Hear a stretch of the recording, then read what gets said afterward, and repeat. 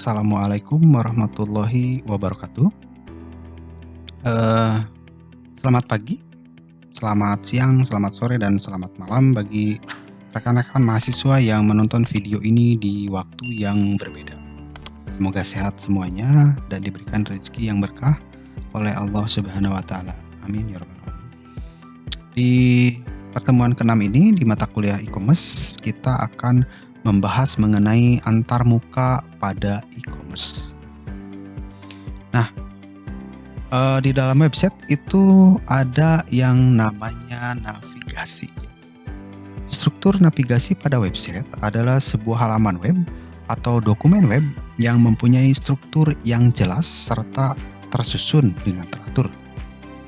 Rancangan struktur navigasi pada web digunakan untuk mengaitkan halaman web dengan halaman web yang saling keterhubungan satu sama lain dengan hypertext, dengan adanya link. Nah, struktur navigasi website bukan menggambarkan keterhubungan antar menu-menu. Ya. Menu-menu tersebut merupakan representasi dari dokumen website. Jadi yang disebutkan bukan nama menunya, akan tetapi nama dokumen website tersebut.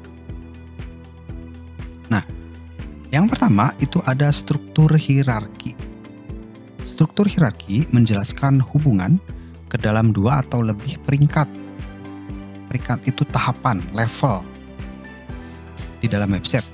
Struktur ini mencerminkan struktur utama jika diuraikan dengan lengkap. Kategori struktur hierarki hanya mempunyai kategori orang tua atau kategori parent, kategori utama yang paling atas. Hubungan antara kategori dalam struktur ini mempunyai makna yang tertentu. Hubungan antara satu kategori peringkat tinggi dengan subkategori bermakna penghususan kategori peringkat tinggi. Pergerakan ke atas hierarki bermakna perluasan kategori, ya. Sementara pergerakan ke bawah hierarki bermakna penghususan kategori tersebut. Nah, mungkin ada contoh, misalkan pada saat kita mengakses situs ini, ya, ini situs kan biasanya ada beberapa halaman dan menu dan submenu, ya, seperti itu. Jadi pada saat kita akses itu akan menampilkan halaman yang berbeda, seperti itu, ya. Di sini ada yang lain-lain lagi, ya, seperti itu. Oke, kita lanjut lagi nih. Nah, struktur hierarki. Di sana ada homepage. Kalau misalkan rekan-rekan mengunjungi website, biasanya ada yang namanya beranda atau home. Nah, di situ kan ada page 1, halaman 1, ada halaman 2, ada sub page 1, sub page 2, ya, dan lain sebagainya. Jadi, yang tadi disebut homepage itu orang tua adalah parent-nya, ya, yang di atas ini. Kemudian ada page-nya, ada sub page-nya, makin ke bawah makin ada banyak menu lagi. Ada halaman yang lain lagi. Kemudian ada struktur linear. Struktur linear disajikan dalam bentuk berurutan. Struktur ini tidak memerlukan rancangan bentuk interface yang kompleks dan usability testing yang banyak. Implementasi struktur linear memudahkan penjelajahan dokumen website dan pemahaman konteks website karena pengguna akhir tidak diberi banyak pilihan untuk menjelajah ke dokumen website yang lain. Nah, ini struktur linear. Ada page 1, page 2, page 3, page 4. Tidak memiliki yang lainnya. Tidak memiliki apa? Tadi tidak diberi banyak pilihan untuk menjelajah ke dokumen website lainnya karena berbentuk struktur linear. Kemudian ada kombinasi struktur linear dan struktur hierarki. Kombinasi struktur linear dan struktur hierarki merupakan struktur yang biasa digunakan dalam sebuah rancangan sistem berbasis web. Rancangan suatu website memiliki keterhubungan dokumen website yang disesuaikan dengan kebutuhan pelanggan, dalam hal ini customer, ya. Nah, ini. Jadi kombinasi struktur linear dan struktur hierarki ada mulai dari homepage, ada page 1, ada sub page 1 dengan sub page 2 itu bisa saling interkoneksi. Kemudian antara page 2, ada sub page 21, ada sub page 22, itu bisa saling interkoneksi dengan subpage 1, 2 seperti itu. Karena ini merupakan gabungan atau kombinasi ya. Kemudian ada struktur rangkaian atau struktur jaringan. Struktur rangkaian atau jaringan merupakan keterhubungan satu dokumen website yang mempunyai sedikit atau tidak ada struktur secara keseluruhan. Hypertext dibangun dengan hierarki yang jelas terlihat dan yang tersusun bertingkat-tingkat. Nah, seperti ini. Ada homepage parentnya, ada page 1, page 2 ya.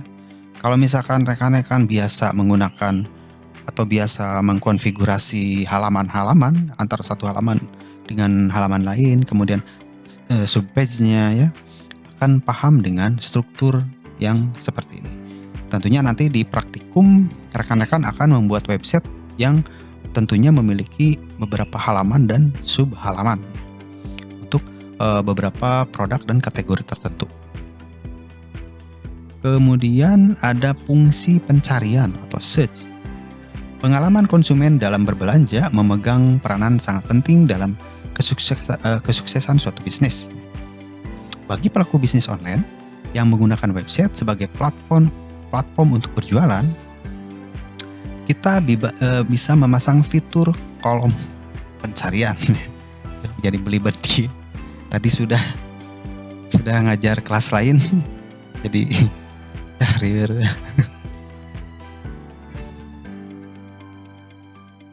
Kemudian kita lanjut, kita bisa memasang fitur kolom pencarian untuk meningkatkan pengalaman konsumen.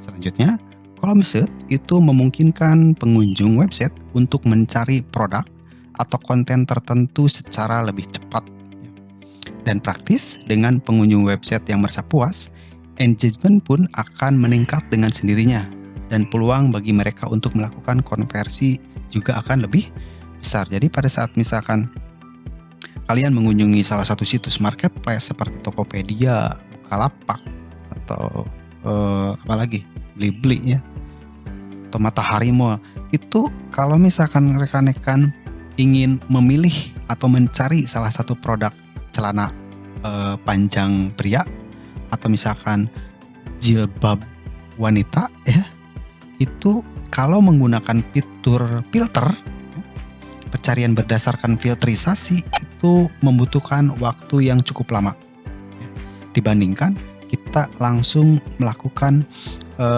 searching atau pencarian produk di kolom pencarian ya. Seperti halnya seperti ini.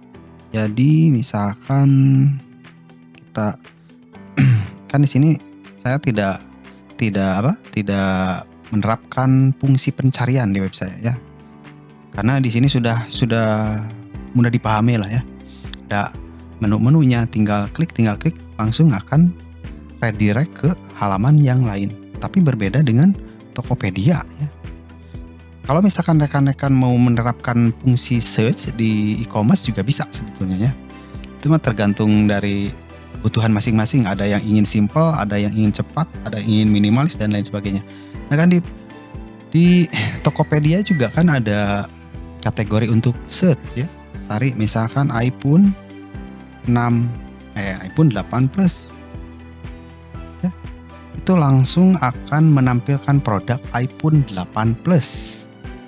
Berbeda kalau misalkan kita mencari toko handphone, kita mencari elektronik, handphone ya. Kita mencari handphone, ini kan salah satu dari fitur navigasi juga handphone. Kemudian kita nyari handphonenya, kan lama lagi ya. Terus kita mencari apa lagi nih? Mau mencari Samsung, iPhone, itu kan membutuhkan waktu yang tidak sebentar, tapi lama. Nah, dengan adanya fungsi kolom pencarian ini juga tentunya akan meningkatkan engagement ya. Kemudian ada juga meningkatkan konversi. Nah, di mana sih kita bisa melihat konversi dari user yang mengunjungi website kita? Jadi di website kita nanti bisa kita terapkan atau kita tempelkan kode Google Analytics ya. Kalau nanti mungkin itu praktikum di penerapannya nanti di mata kuliah praktikum e-commerce. Kemudian selanjutnya, kolom search mungkin bukan menjadi prioritas utama kita saat mendirikan website. Hasil, kolom search yang ada pun terkesan ditampilkan seadanya. Maka dari itu, coba posisikan diri kita sebagai orang yang baru pertama kali mengunjungi website. Karena yang mengunjungi website itu tidak semuanya paham teknologi. Ada juga yang ibu-ibu ya, ada juga yang misalkan remaja yang memang notabene masih awam terhadap penggunaan website. Kemungkinan besar kita tidak tahu harus menuju ke bagian mana untuk mencari konten yang kita cari. Alhasil, kita pun mengandalkan fitur kolom search untuk memasukkan kata kunci atau keyword dari konten tersebut. Nah, hal tersebut akan dianggap rumit atau susah dilakukan apabila kita meletakkan kolom search pada posisi yang tidak strategis. Tidak strategis itu misalkan kolom search-nya di bawah ya, atau di widget sebelah kiri, di widget bawah center, di widget sebelah kanan. Biasanya kolom search ini ditempatkan di atas, entah itu di sebelah kiri atau sebelah kanan atau di tengah. Kenapa? Untuk memudahkan atau untuk lokasinya agar lebih strategis, sehingga pada saat si pengguna melakukan search itu mudah dilakukan, tidak harus nyari-nyari dulu ke bawah dan lain sebagainya. Nah, salah satu contohnya sudah saya tadi contohkan pada saat kita akan mencari produk handphone iPhone misalkan ya, seperti itu. Saat mulai mengetikkan suatu produk pada kolom pencarian Google, ini berbicara tentang Google ya. Kita akan langsung melihat daftar sugesti untuk beberapa kata kunci yang mungkin sedang kita cari. Hal ini dinamakan dengan auto-completion. Google mengambil data dari banyak sensor seperti search history, riwayat pencarian banyak orang. Ingat, pada saat kita akan menerapkan kata kunci di web, kita bisa mempelajari search history. Ya, search history itu bisa termasuk banyak orang yang memang mencari produk yang serupa. Kemudian lokasi, analisis semantik, dan beberapa hal lain untuk memprediksi apa yang kita ingin cari pada mesin Google. Kita bisa menerapkan metode yang sama pada kolom search website kita ya. Menariknya lagi, pada website e-commerce, metode tersebut bisa dikembangkan untuk memberi usulan produk yang mungkin mereka ingin beli. Biasanya kan ada tuh rekomendasi. Pada saat kita mencari iPhone, biasanya sugesti di salah satu mesin pencari atau di marketplace itu biasanya ada Samsung keluar, padahal kita nyari iPhone. Ada Oppo, ada Vivo, dan lain sebagainya. Mungkin itu adalah sugesti untuk membuat kita tertarik. Apakah kita akan memilih produk yang memang kita cari atau bisa memilih sugesti berdasarkan gambar yang ditampilkan. Mana ya tadi ya? Kita bisa menerapkan metode yang sama pada kolom search website kita. Menariknya lagi, pada website e-commerce, metode tersebut bisa dikembangkan untuk memberi usulan-usulan produk yang mungkin mereka ingin beli. Yang tadi ya.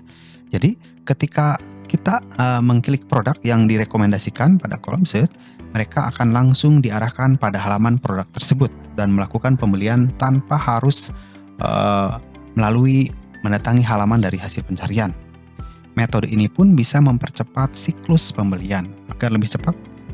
Ada kolom pencarian, kita cari iPhone 8 Plus, langsung tuh banyak tuh produknya. Kita langsung aja klik produk tersebut, bisa langsung kita check out ya, add to cart, atau misalkan kita bisa milih-milih lagi ke bawah. Selanjutnya, gunakan gambar dengan produk dan deskripsi. Kita pasti pernah membaca tentang berbagai riset yang mengatakan bahwa gambar mampu meningkatkan kemungkinan seseorang untuk melakukan pembelian. Hal ini ternyata berlaku juga pada kolom search. Jika sudah menerapkan metode auto-completion, ya, pastikan rekomendasi dan atau suggestion yang kita berikan mencantumkan gambar thumbnail dari produk. Lalu di samping gambar thumbnail tersebut berikan pula deskripsi singkat mengenai produk yang akan kita jual. Dengan begitu, pengunjung bisa langsung menilai apakah memang produk tersebut yang mereka cari di website itu tersedia atau tidak ya. Jadi pada saat kita mengupload suatu produk ya, produk di website e-commerce atau di marketplace, itu kita harus menyertakan deskripsi dari produk tersebut atau spesifikasi dari produk tersebut. Kita jualan handphone, spesifikasinya seperti apa, deskripsinya seperti apa, apakah ini baru atau second, apakah ini X Inter atau X iBook ya, kalau iPhone, kalau produk Apple. Kemudian RAM-nya berapa, PGA-nya apa, kemudian hard disk-nya berapa giga dan lain sebagainya. Itu merupakan deskripsi dari produk atau spesifikasi produk. Kemudian tambahkan fitur filter. Apabila kita memiliki banyak produk yang dijual melalui website, maka fitur filter wajib kita cantumkan pada metode pencarian. Fitur ini dapat membantu pengunjung website untuk melakukan pencarian produk secara lebih spesifik. Misalnya, kita mempunyai toko online pakaian wanita ya. Ketika seseorang pengunjung mengetikkan kata kemeja pada kolom search, fitur filter memungkinkan pengunjung untuk membatasi hasil pencarian berdasarkan warna, ukuran, hingga rank harga. Kemudian pengunjung pun bisa mendapatkan hasil pencarian yang memang sesuai dengan kebutuhan mereka. Contoh, misalkan saya mengunjungi Matahari Mall ya. Nah, contohnya seperti itu. Nah kan di sini rekan-rekan nanti bisa melakukan cari produk atau brand. Ini kan salah satu fitur search ya. Misalkan saya celana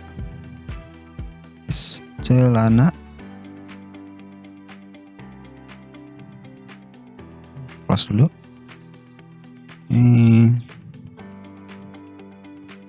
Celana pria. Ya. Nah, ini kan sudah ada tuh. Hasil ini kan rumah tuh. Ini maksudnya rumah adalah bukan rumah ya, tapi ini menunjukkan orang tua yang tadi di slide yang awal. Parent. Menu paling utama, paling atas. Parent ya. Hasil pencarian untuk celana pria ini kan ada tuh. Sudah ada Osella, ada Louis, ada yang lainnya lagi ya. Nah, di sini juga kita bisa melakukan filter ya. Berdasarkan kategorinya apa, pilihan, brand, pilihan warna, dan rank harga. Ya, ini sesuai dengan yang ada di sini. Sebetulnya kalau misalkan kita membahas e-commerce itu banyak sekali faktor-faktor untuk meningkatkan produk kita di website e-commerce kita atau di marketplace kita. Hanya saja kalau kita bahas lebih lanjut ya, ini akan membutuhkan waktu yang tidak sedikit, pasti lama ya. Kemudian analisa apa yang visitors cari. Untuk memberikan apa yang sebenarnya diinginkan pengunjung, kita harus terlebih dahulu mengetahui keinginan tersebut. Kita bisa menggunakan perangkat keyword tool dari Google ya, untuk mencari volume pencarian dari keyword tertentu dan keyword terkait.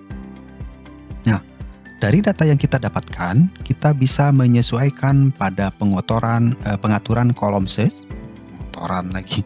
Misalnya, ternyata ditemukan bahwa kebanyakan pengunjung menggunakan keyword kata kunci kemeja pada kolom search website kita.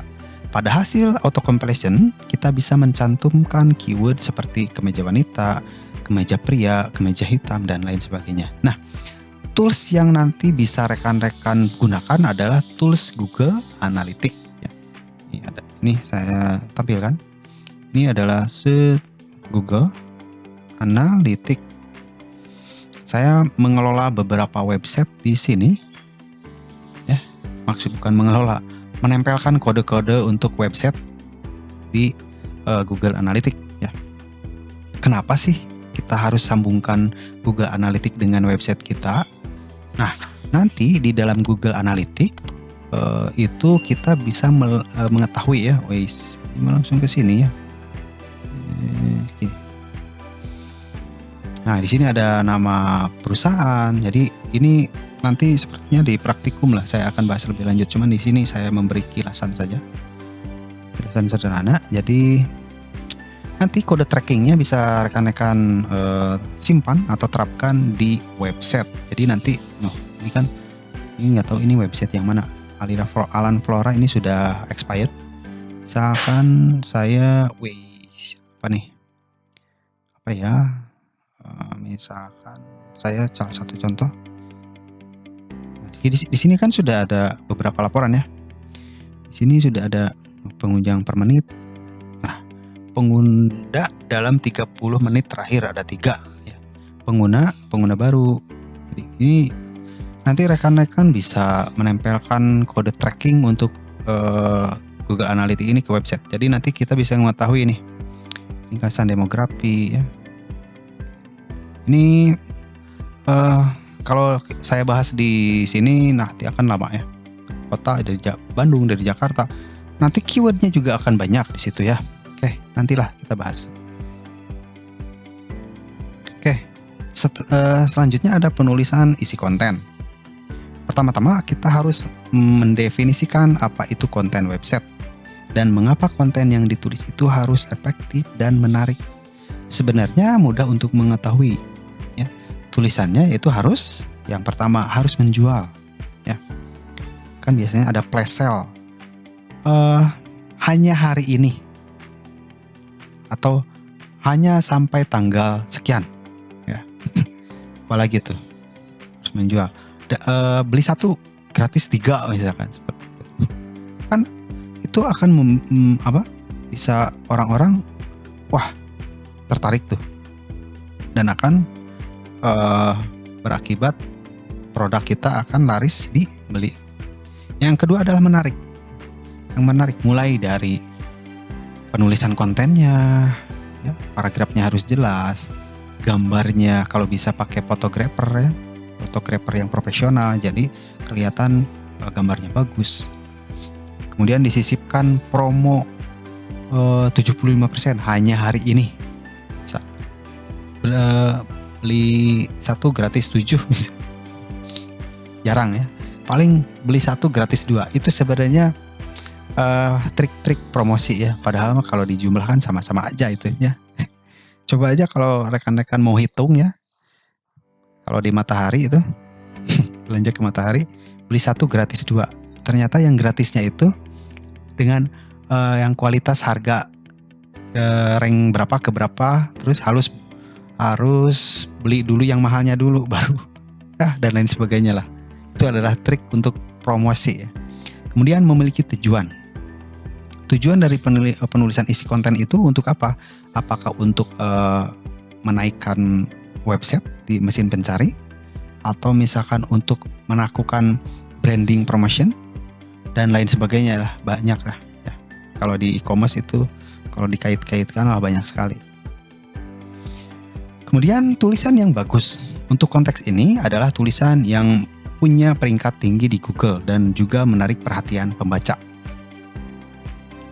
Dengan tulisan ini, pengunjung akan berada di website kita akan lebih lama. Karena apa? Membaca terusnya. Karena pada saat si user membaca di website kita itu bahasanya enak. Maksud enak di sini bukan enak dimakan, enak dipahami ya. Enak dipahami, mudah dimengerti dan lain sebagainya ya. Kemudian dan semoga dengan begini mereka juga bisa membeli produk kita di website. Mungkin kita pernah mendengar bahwasannya konten is king. Konten adalah raja. Apalagi konten website. Jadi di website itu usahakan kontennya mulai dari gambar itu tidak buram. Gambar harus jelas, resolusinya harus tidak pecah, bagus lah. Kemudian faktor dari tulisan dan lain sebagainya. Saat orang-orang mengunjungi website web halaman kita, mereka mencari informasi yang spesifik, perspektif yang unik, atau opini yang objektif. Jika dapat memberikan apa yang mereka mau, berarti tulisan kita berarti bagi mereka, dan bisa kita simpulkan bahwa tulisan kita dianggap berkualitas. Makanya saya biasanya kalau ada klien yang pesan jasa SEO itu biasanya saya berkolaborasi dengan content writer. Kenapa saya memilih content writer? Sebenarnya saya juga bisa menulis konten di website. Tapi karena kendala waktu dan lain sebagainya, lebih baik saya menggunakan content writer. Karena apa? Mereka pada saat saya baca itu bahasanya mudah dipahami. Jadi seperti air ya, seperti air terjun gitu. Mulai dari awal sampai akhir itu tidak balik lagi ke awal pembahasannya. Jadi enak dibaca lah, intinya seperti itu. Mengapa konten website berkualitas itu penting? Konten yang berkualitas itu sifatnya kontinu, hidup, terus dibagikan dan menjual. Konten reguler mungkin hanya relevan 1 sampai 2 tahun. Tetapi jika ada artikel dengan berkualitas yang diriset dengan baik, artikel itu akan relevan bertahun-tahun. Bahkan bisa saja artikel itu bisa jadi viral. Ya. Misalkan banyak beberapa konten yang viral atau orang yang viral karena dari konten website ya. Seperti itu. Orang-orang akan berbondong-bondong mengunjungi website kita. Dan itu semua karena satu konten yang berkualitas. Misalnya dalam website kita ada tulisan cara menjual produk dengan cepat. Cara menaikkan traffic pengunjung website. Atau cara melakukan periklanan di media sosial dan masih banyak lagi. Biasanya kita bisa melakukan riset keyword berdasarkan history searching ya. Searching history. Nah, inilah potensi dampak konten yang berkualitas. Yang pertama yaitu menarik perhatian pembaca sehingga mereka nyaman untuk terus menjelajahi isi website. Biasanya juga saya kalau mengunjungi salah satu website yang mempunyai konten-konten yang menarik, biasanya saya juga mencari konten yang lainnya di website tersebut ya. Tapi kalau untuk pembelajaran biasanya saya mempelajari keilmuan dari konten-konten yang orang luar daripada lokal Indonesia ya. Seperti itulah tipsnya. Kemudian menjual ya. Membuat pembaca ingin membagikannya. Jika ditulis secara informatif dan akurat, artikel akan jadi materi referensi di internet. Yang berarti orang-orang akan mencantumkan tautan yang menuju artikel Anda, sehingga peringkat website Anda di Google semakin naik. Nah, jadi salah satu tips untuk menaikkan website kita di halaman 1 Google itu adalah konten yang menarik. Kemudian kita share ke beberapa akun sosial media, apalagi di sosial media tersebut teman-teman Anda di sosial media juga share ulang ya. Itu tentunya akan memunculkan traffic yang cukup tinggi. Jika peringkat makin tinggi, makin banyak orang yang akan membaca artikel ya. Sehingga efeknya bergulir terus, banyak yang membagikan tautan Anda. Apalagi sekarang kalau misalkan ada konten-konten viral di sosial media itu biasanya di-share ya. Di-share di sosial media, di-share di website dan lain sebagainya. Anda bisa mendapatkan keuntungan lebih jika artikel Anda viral karena apa? Traffic pengunjung yang banyak sehingga website kita akan bisa tampil di halaman 1 Google. Kalau misalkan website kita dipasangi Google AdSense itu akan menghasilkan rupiah yang lumayan besar. Apa saja yang Anda butuhkan untuk menulis konten yang berkualitas? Memahami user journey ya. Jika ingin membuat konten yang menarik perhatian pelanggan yang Anda targetkan, maka Anda harus memahami user journey atau perjalanan pengguna. Contoh, misal Anda pemilik toko gitar yang ingin membuat konten untuk menstimulasi pembaca, pelanggan agar membeli produk Anda. Artikel apa yang dapat kita tulis?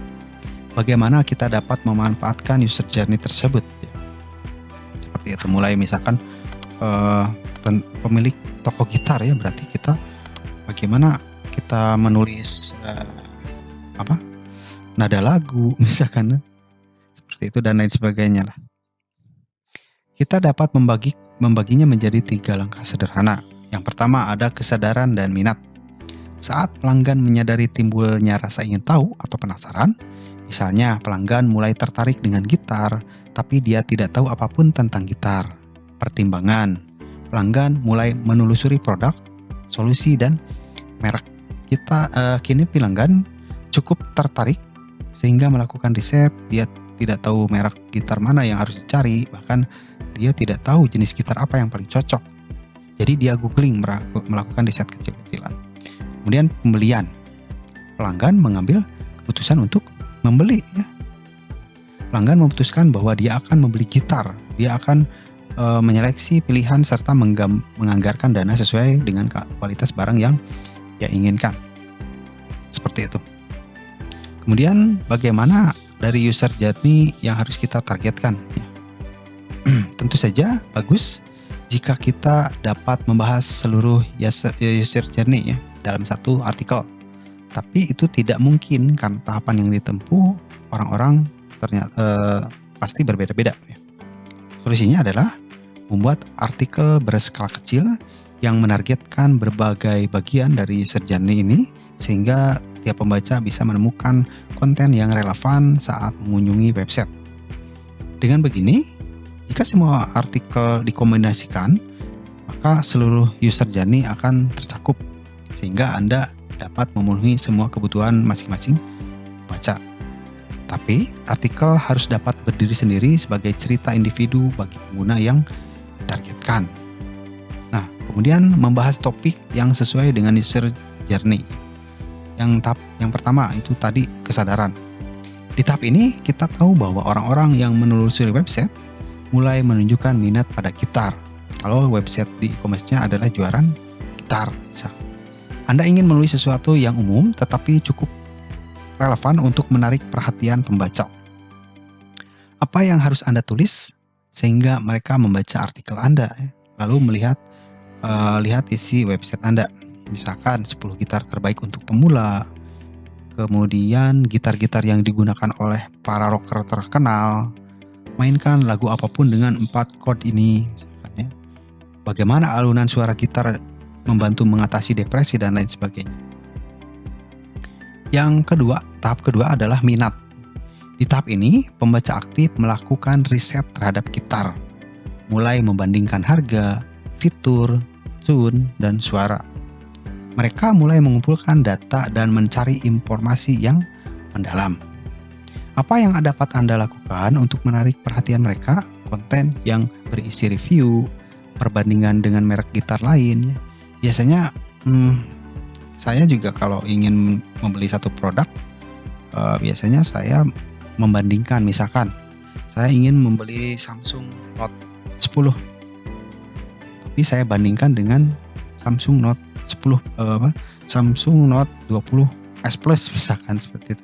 Nanti biasanya ada website yang menyediakan perbandingan merek gitar, spesifikasinya seperti apa, nanti ada endingnya fitur mana yang lebih terbaik daripada produk yang kita pilih.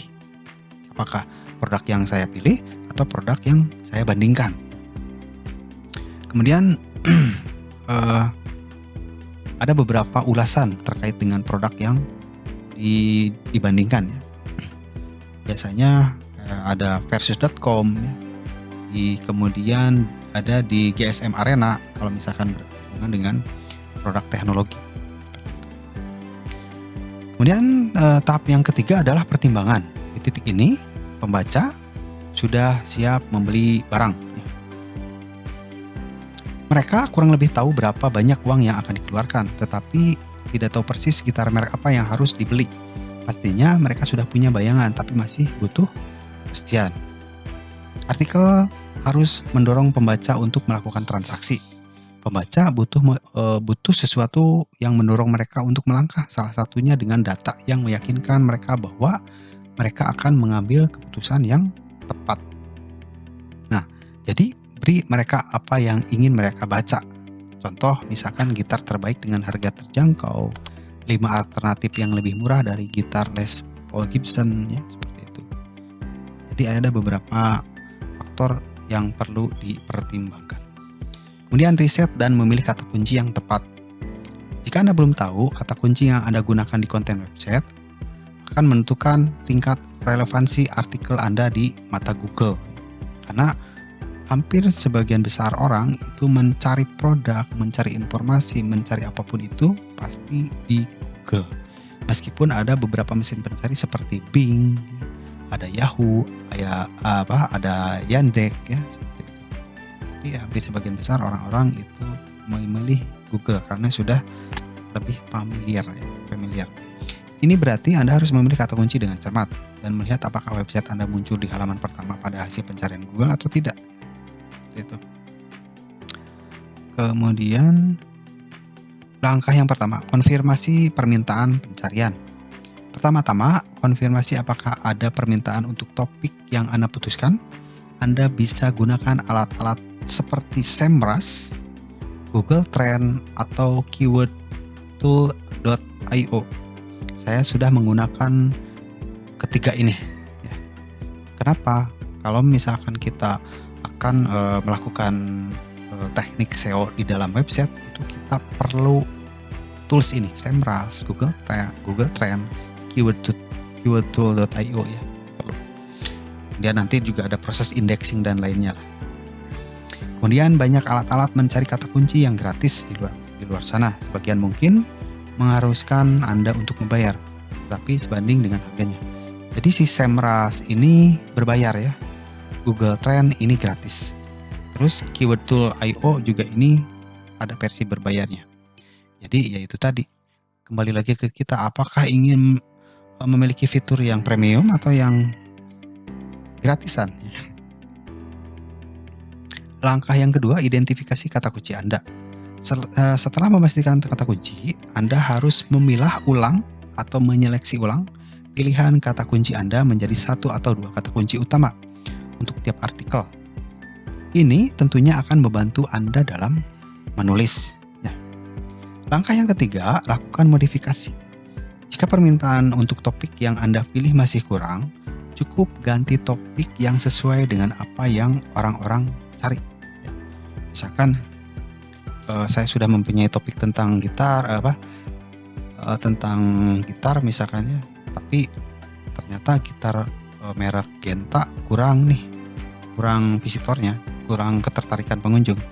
Kita bisa melakukan modifikasi dengan ganti misalkan menjadi gitar Yamaha dan yang lainnya ya. Nah, setelah itu desain grafis. Desain grafis adalah sebuah bentuk seni dengan tujuan untuk memecahkan masalah komunikasi melalui kombinasi elemen grafis seperti bentuk, garis, warna, dan sebagainya.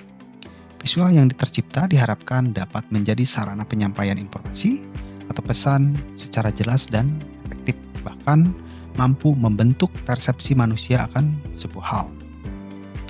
Nah, perlu kita ketahui bahwa dalam desain grafis, tulisan pun juga dinamakan sebagai gambar. Mengapa? Karena tulisan merupakan bentuk abstraksi simbol-simbol yang dapat dibunyikan. Ilmu tentang desain grafis biasanya disebut desain komunikasi visual atau DKV ya.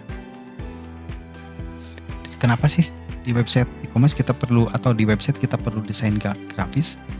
Iyalah, karena hampir sebagian besar user itu akan tertarik dengan gambar, ya, kemudian warna website, garis yang ada di website, tampilan websitenya seperti apa. Nanti si desain grafisnya akan bisa menyesuaikan dengan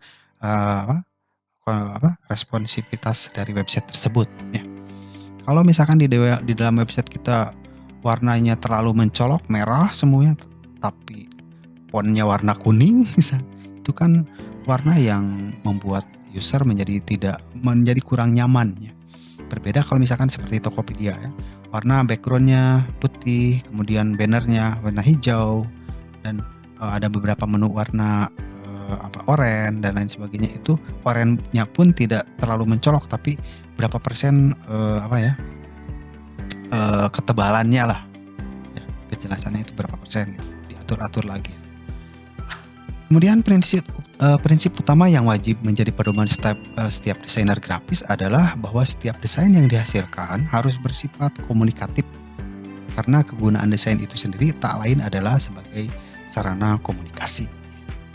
Prinsip-prinsip pendukung lainnya yang juga sebaiknya dipegang teguh oleh para desainer grafis adalah kesederhanaan, keseimbangan, kesatuan, penekanan, irama, dan proporsi. Seperti halnya kita mengunjungi website marketplace, warna hijau itu pasti Tokopedia, warna merah Bukalapak, warna oranye itu Shopee. udah ketahuan tuh karena dari segi warna kita sudah familiar ya, sudah terbiasa melihat atau mengunjungi website tersebut. Tujuan dari desain adalah memudahkan pembaca untuk memahami apa yang disampaikan. Oleh karena itu, kesederhanaan perlu diingat pada saat desainer grafis melakukan pekerjaannya, termasuk dalam hal desain grafis pada website. Secara visual, desain baiknya memiliki dua keseimbangan, yaitu keseimbangan formal dan keseimbangan informal. Keseimbangan formal misalnya berupa konsistensi dalam penggunaan elemen-elemen desain, yaitu tadi warna. Kalau yang tadinya warna hijau ya hijau semua, terus konsisten. Suatu saat diganti ke merah kan nantinya akan kurang bagus ya. Sementara yang dimaksud dengan keseimbangan informal adalah desain sebaiknya meninggalkan kesan dinamis dan fleksibel. Desain yang berhasil adalah desain yang mampu membuat target audiensnya mengerti sehingga mereka pun tergerak untuk dapat membagikan informasi tersebut kepada orang lain. Nah, kemudian desain harus memiliki unsur penting, garis, bentuk, tekstur, ruang, ukuran, dan warna ya. Ukuran di sini misalkan ada ukuran untuk font, ukuran untuk warna ya. Kemudian untuk bentuk ya, dan tekstur dan lain sebagainya. Unsur dasar yang diperlukan untuk membentuk sesuatu adalah garis ya. Tanpa adanya garis, unsur desain yang satu dan yang lainnya tidak bisa terhubung. Unsur kedua dalam desain grafis adalah bentuk. Bentuknya oval atau persegi panjang atau misalkan lingkaran. Bentuk-bentuk umum yang diketahui orang banyak antara lain segitiga, lingkaran, persegi, dan persegi panjang. Lalu yang ketiga adalah tekstur. Apa itu tekstur? Tekstur adalah tampilan luar dari sebuah bentuk yang dapat dilihat atau dirasakan. Unsur berikutnya adalah ruang. Ruang diperlukan untuk memperindah sebuah desain. Bayangkan jika tidak ada jarak sama sekali. Antara bentuk lingkaran dengan bentuk segitiga itu harus ada ruang. Ya. Kalau misalkan terlalu rapat antara satu objek dengan yang lainnya kan menjadi tidak indah ya. Jangan di dalam desain tidak boleh saling bertumpuk. Kemudian ada penulisan font. Font itu apa? Yang tahu? Font itu huruf, jenis huruf. Salah satu hal yang paling berpengaruh pada web design adalah pemilihan font yang digunakan. Secara tradisional, font adalah ukuran dan berat karakter yang digunakan dalam jenis huruf. Jenis huruf adalah desain aktual dari huruf yang sedang diketik. Saat ini, kebanyakan orang-orang menggunakan kata font pada dasarnya berarti hal yang sama dengan jenis huruf. Misalkan pada saat rekan-rekan mau membuat website, itu bisa rekan-rekan mengunjungi, kalau saya biasanya menggunakan Google Font ini ya. Saya biasa menggunakan Google Font. Jadi di Google Font ini rekan-rekan nanti bisa menentukan untuk heading, untuk subheading, kemudian untuk kontennya, untuk footernya apakah menggunakan font yang mana.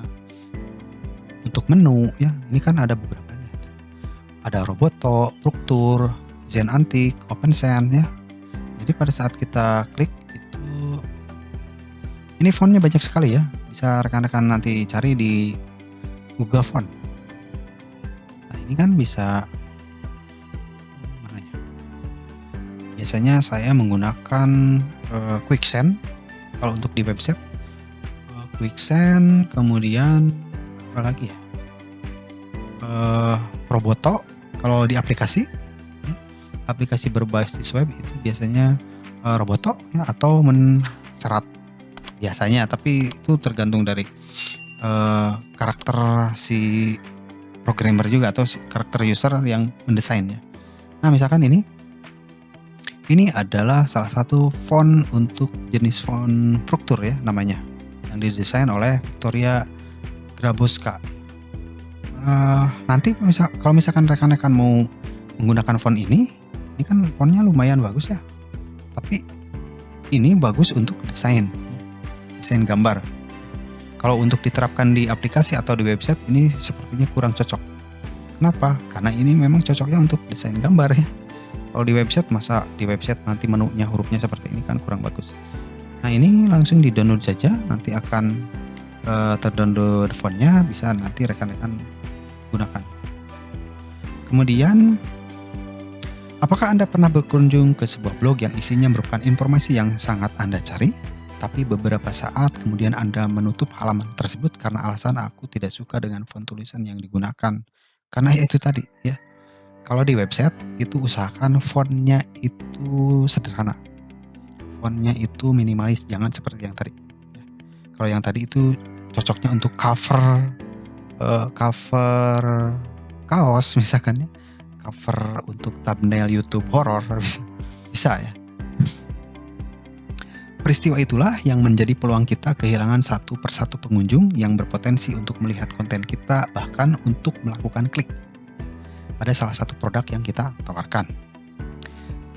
Nah, dengan kehilangan 75% dari pembaca, jika Anda adalah seorang copywriter yang menulis salinan untuk situs tersebut, itu adalah cara Anda untuk belajar dan menemukan solusi untuk menjadi seorang copywriter yang baik.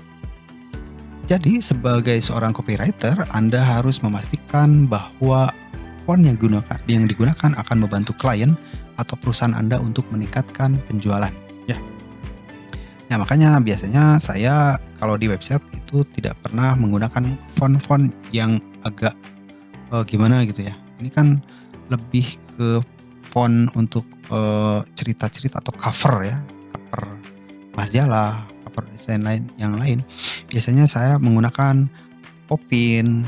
Ini kan bagus tuh. Kalau misalkan kita klik atau Roboto ya, Roboto. Ini Montserrat. Saya biasa menggunakan Roboto ini. Mana? Roboto itu banyak itunya juga ya. Banyak jenisnya juga, banyak tipenya. Nah, Popin. Nah, ini kan kalau di website enak dilihat ya. Misalkan ini untuk judul website, ini untuk subheading, ini untuk kontennya. Yang kontennya biasanya yang seperti ini, yang tidak terlalu tebal. Atau kalau di aplikasi mobile itu biasanya saya menerapkan untuk Montserrat ya, di menunya di tombol Montserrat, kemudian apalagi Roboto itu kan. Ini kan lebih sederhana ya, lebih sederhana tapi lebih enak dilihat orang lain pada saat orang mengunjungi atau menggunakan aplikasi kita.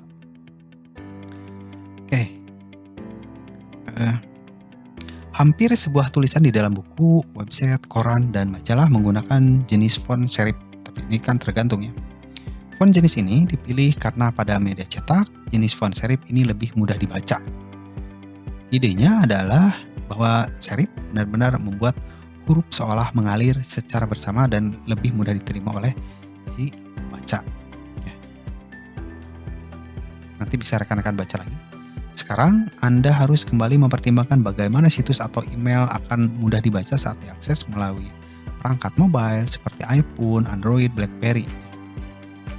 Anda harus mengetahui resolusi terbaru dari masing-masing perangkat mobile ini. Tujuannya untuk menentukan jenis font apa yang sesuai dengan perangkat PC dan perangkat mobile ini. Bisa menggunakan font serif, tapi sekarang yang banyak dipakai oleh beberapa programmer itu Roboto dan Montserrat. Kalau Times New Roman juga bisa kita pakai, tapi kan kalau diterapkan di website atau aplikasi itu kurang bagus kalau menurut saya, tapi terserah sih. Apalagi Arial ya, kalau Arial itu lebih ke untuk laporan skripsi, tugas akhir ya, fontnya seperti itu.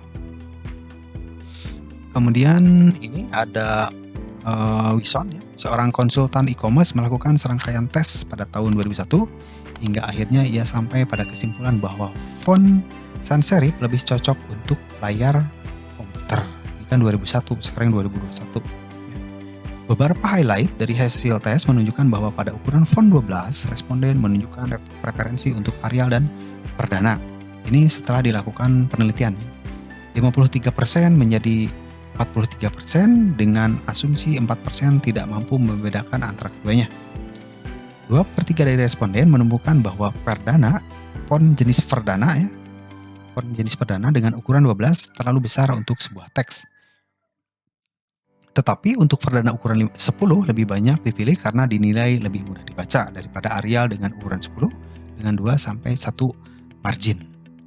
Nah, sebagai kesimpulan, untuk sebuah email yang mudah dibaca sebaiknya menggunakan jenis font Arial 12 atau Verdana dengan ukuran 10 atau 9. Ini kalau misalkan rekan-rekan membuat aplikasi ya. Nah, mengapa font digunakan? Berbagai font digunakan untuk menambah gaya ke halaman web atau dokumen. Artinya, mereka dapat digunakan untuk mengatur atau mencocokkan nada dari teks berdasarkan konten. Selain itu, font tertentu mempengaruhi pembacaan tergantung pada medianya. Font dan ukuran font default. Font default itu font yang sudah ditentukan di dalamnya ya. Perangkat lunak yang menggunakan font seperti perangkat lunak pengolah kata atau perangkat lunak spreadsheet diatur dengan font dan ukuran font default saat digunakan. Nah, selesai. Nanti di materi praktikum akan saya bahas mengenai instalasi template ya, template untuk website e-commerce.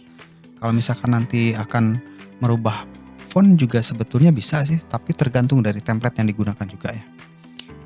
Mungkin itu saja materi untuk pertemuan ke-6 mata kuliah e-commerce. Semoga bermanfaat. Jika ada yang ditanyakan silahkan di kolom komentar. Jangan lupa subscribe untuk mendapatkan notifikasi video dari saya agar tidak ketinggalan ya. Saya akhiri. Assalamualaikum warahmatullahi wabarakatuh.